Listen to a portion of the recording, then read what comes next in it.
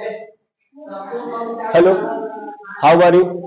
मैं नीरज कुमार आप लोग के सामने एक बार फिर से चैप्टर नंबर 6 क्लास 10 जनरल लेकर आया हूं। इसमें हम लोग 30 क्वेश्चन को सॉल्व करेंगे। तो चलिए शुरू करते हैं हम लोग। पहला क्वेश्चन है कि इनमें कौन अलैंगिक जनन की विधि है। पहला क्वेश्चन नंबर क्या है, किसमें से कौन जो है, कौन सा विधि जो है अलैंगिक जनन की विधि है। तो पहला क्या है विखंडन, दूसरा क्या है मुकुलन, तीसरा क्या है बीजाणु जनन। ये तीनों विधि जो है ये अलैंगिक जनन की विधि में आता है ना। तो इनमें से क्या हो जाएगा, सभी हो जाएगा। ठीक है, फिर क्या है दूसरा का क्वेश्चन कि किस प्रकार के जनन में जनक के शरीर से कलिका निकलती है। तो इसे पूछ रहा है कि निम्नलिखित में जो है यहाँ पर दिया गया ऑप्शन, इस ऑप्शन में से कौन में जो है क्या उसको बोलते हैं कि कौन से जनन में कलिका निकलता है। तो हम लोग जानते हैं कि मुकुलन जो होता है ये एक ऐसा प्रोसेस है कि इसके जीव में से जो भी जीव जो है वो मुकुलन जो करता है उसके शरीर में से क्या निकलता है जी, कलिका निकलता है। और यही कलिका निकल कर क्या करता है कि नया जीव का निर्माण कर देता है। ठीक है, तो ऑप्शन नंबर क्या हो जाएगा यहाँ पे, ए हो जाएगा। अब आगे चलते हैं हम लोग। अब है कि पराग कोश में पाए जाते हैं। पराग कोश में क्या पाया जाता है, तो पराग कोश में पराग कण पाया जाता है। पराग कोश में क्या होता है, पराग कण का निर्माण होता है। ठीक है, पराग कोश जो है यह एक पुष्प का नर जनन अंग है। ठीक है ना। अब आगे है क्वेश्चन नंबर 4 कि स्त्री केसर के आधारी भाग को कहते हैं। तो स्त्री केसर में ये स्त्री केसर है, इसके 3 भाग होते हैं। ये जो होता है वर्तिका होता है, इसको बोलते हैं वर्तिकाग्र और इसको बोलते हैं अंडाशय, है ना। तो ये जो अंडाशय होता है यही क्या होता है, इसका आधारी भाग होता है। ठीक है, तो ऑप्शन नंबर बी जो हो जाएगा ये सही हो जाएगा। अब है आगे कि पुंकेसर के अग्र भाग को कहते हैं। तो यहाँ पे ऑप्शन ये गलत है, यहाँ पर हो जाएगा पराग कोश। पराग कोश। तो देखिए वर्तिका जो है ये किसका भाग है, स्त्री जनन का भाग है। अंडाशय जो है ये भी स्त्री जनन का भाग है। और पुष्पासन है ये भी क्या है, ये पुष्पासन जो है ये सभी पुष्प का जो सबसे नीचे वाला भाग होता है ना, ऐसे मान लीजिए एक पुष्प है तो इसका जो ये वाला भाग होता है, ये वाला भाग क्या कहलाता है, पुष्पासन कहलाता है। समझे। तो यहां पर क्या हो जाएगा जी, ये जो ऑप्शन नंबर सी हो जाएगा, यानी पराग कोश जो होगा ये पुंकेसर का सबसे अगला भाग हो जाएगा। अब है निषेचन की क्रिया किस जीव में मुख्यतः होता है। अमीबा में, तो अमीबा में अलैंगिक जनन होता है, विखंडन भी होता है और बहुविखंडन भी होता है। इष्ट में, तो इष्ट में मुकुलन होता है ना। और क्या हो जाएगा यहाँ पे, पुष्प एवं जंतु, तो ये दोनों में होगा। पुष्प में भी क्या होता है, निषेचन क्रिया होता है और जंतुओं में भी निषेचन क्रिया होता है। निषेचन के फल स्वरूप अंडाशय की दीवार से बनता है क्या, तो फल बनता है। अंडाशय की दीवार से क्या बनता है, फल का निर्माण होता है। और बीजांड से क्या बनता है, तो बीज का निर्माण होता है। बीजांड के दीवारें मोटी होकर क्या बना, मतलब है क्या बोला कि बीजांड की दीवारें मोटी होकर बनाती हैं, तो ये बीज आवरण का निर्माण करेगा। और सिर्फ बीजांड रहेगा तब क्या करेगा जी, बीज का निर्माण करेगा। क्वेश्चन नंबर 9 है निम्नलिखित में कौन सा भाग केवल पुरुष जनन अंग में पाए जाते हैं। तो फलोपियन नलिका जो होता है ये स्त्रियों का स्त्री जनन अंग है।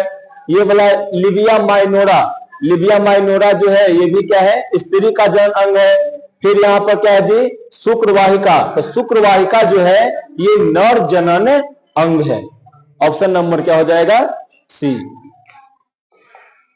नर युग्मक तथा मादा युग्मक के संयोग से क्या बनता है, तो नर युग्मक और मादा युग्मक के संयोग से जाइगोट का निर्माण होता है। स्त्रियों के मासिक चक्र में एक परिपक्व अंडाणु किस दिन अंडाशय से बाहर निकलता है? तो 28 दिनों का तो पूरा मासिक चक्र होता है ना? 20 दिन का होता नहीं है, 30 दिन का होता नहीं है। और 14वें दिन क्या होता है? पूरा परिपक्व अंडाणु जो है वो ओवरी से बाहर निकल जाता है। ठीक है, ऑप्शन नंबर बी हो जाएगा। निम्नांकित में कौन लैंगिक जनन संचारित रोग नहीं है? तो एड्स ये क्या है? लैंगिक जनन संचारित रोग है। गोनोरेकिया, गोनेरिया भी है, ये भी क्या है? लैंगिक जनन संचारित रोग है। ये सिफिलिस जो है, सिफिलिस भी क्या है? लैंगिक जनन संचारित रोग है। यहाँ पे टाइफाइड, ये टाइफाइड जो है ये जो है लैंगिक जनन संचारित रोग नहीं है। यह जो है रोग यह गंदे पानी को पीने से होता है। ठीक है, अब पुरुष नसबंदी में जनन अंग के किस भाग को काट कर धागे से बांध दिया जाता है? तो फलोपियन नलिका को किससे बांधा जाता है? तो अगर स्त्रियों में नसबंदी होता है तब उसमें क्या हो जाता है ना कि फलोपियन नलिका को काटकर अलग अलग कर दिया जाता है, जिससे क्या होगा कि अंडाणु जो होगा वो फलोपियन नलिका में जा नहीं पाएगा और वहां से जा नहीं पाएगा, और उससे क्या होगा शुक्राणु जो होगा वो फलोपियन नलिका में आएगा नहीं, और नहीं आएगा तो दोनों का मिलन आपस में होगा नहीं। और जब दोनों का आपस में मिलन होगा नहीं तब क्या हो जाएगा? वहां पे निषेचन नहीं होगा। फिर अंडाशय को, तो अंडाशय में तो बनता है अंडाणु, वृष्ण में क्या बनता है? शुक्राणु, और यहाँ पर क्या हो जाएगा? शुक्रवाहिनी। ऑप्शन नंबर क्या हो जाएगा? सी। पुरुषों में जो है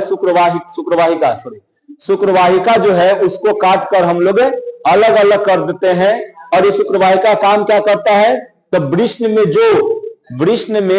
जो भी मतलब बनता है शुक्राणु उसको क्या करता है?